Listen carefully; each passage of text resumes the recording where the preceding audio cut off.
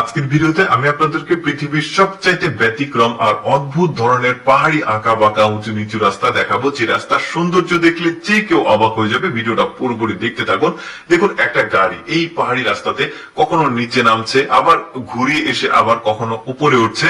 কি একটা জিলাপির প্যাচের মতো রাস্তাটা করা হয়েছে। পুরোপুরি ভিডিওটা দেখলে মনে হবে একটা লাইভ থ্রিলিং ভিডিও গেম আপনি খেলছেন। দেখুন, এই গাড়িটাকে ফলো করে পুরো ভিডিওটা দেখানো হয়েছে। এই রাস্তাটি কোথায় অবস্থিত, কোন জায়গার নাম কি, রাস্তার নাম কি, সব আমি আপনাদেরকে জানাবো। তার আগে একটু সৌন্দর্য দেখিয়ে নিই। এখানে আরেকটা গাড়ি কিন্তু ওই দিক দিয়ে উপরে উঠে যাচ্ছে, আর লিংক রোড রয়েছে, এটা নদীর ঠিক নিচ দিক দিয়ে চলে গেছে। দেখুন কতটা পরিশ্রম হয়েছে এইরকম একটা দুর্গম জায়গায় এই ধরনের রাস্তা তৈরি করতে, তাও আবার এরকম চিকন পাহাড়ি নদীর ঠিক পাশ দিয়ে চলে গেছে রাস্তা। সম্ভবত এই রাস্তাতে যখন বর্ষার সময় আসবে তখন চলাফেরা করা অনেকটাই কঠিন বা হবে না হয়তো বা, কারণ নদীর ধারে এখানে প্রচুর পরিমাণে পাহাড়ি পানির স্রোত আসবে। তো যাই হোক, এই সময় শুষ্ক সময়ে অবশ্যই গাড়িটা ভালোভাবে যাচ্ছে দেখা যাচ্ছে। আচ্ছা, আমি বলি এটা চায়নার জুয়াংজিয়াং এলাকাতে রয়েছে, আর এই নদীটার নাম হচ্ছে হৌসি নদী, আর এই রাস্তাটার নাম হচ্ছে ক্যানিয়ন রোড দেখা যাচ্ছে।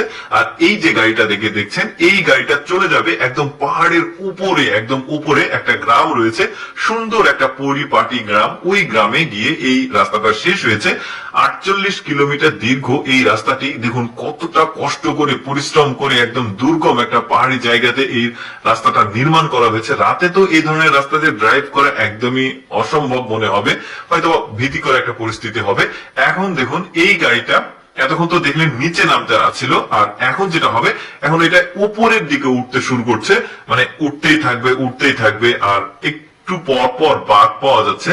চিন্তা করে দেখুন যে সরকার এই ধরনের দুর্গম জায়গাগুলোতে রাস্তা নির্মাণ করে তাদের কতটা পরিশ্রম হয়, কতটা খরচ হয়। আসলে দেশের জনগণের নিরাপত্তা নিশ্চিত করার জন্য, যোগাযোগ ব্যবস্থার উন্নয়নের জন্য এই ধরনের দুর্গম রাস্তাগুলোতে তারা আসলে এই ধরনের রাস্তা নির্মাণ করে। আর আরেকটা ব্যাপার যে এই ধরনের দুর্গম পাহাড়ি রাস্তা নির্মাণে চায়নারা পৃথিবীর সেরা, এটা আপনাকে মানতে হবে। কারণ এর আগেও আমি এইরকম দুর্গম পাহাড়ি যে রাস্তা রয়েছে সেগুলো দেখিয়েছি, বিশেষ করে চায়নাদের। দেখুন এই গাড়িটা উপরেই উঠে যাচ্ছে। ভিডিওতে কতটুকু বোঝা যাচ্ছে আমি জানি না, ঠিক উপরের দিকে উঠে যাচ্ছে। উপরে একটা সুন্দর গ্রাম রয়েছে, সেই গ্রামে গিয়ে এই রাস্তাটা শেষ হয়েছে। চলুন আমরা সেটা দেখি বেশ চমৎকার ভাবে।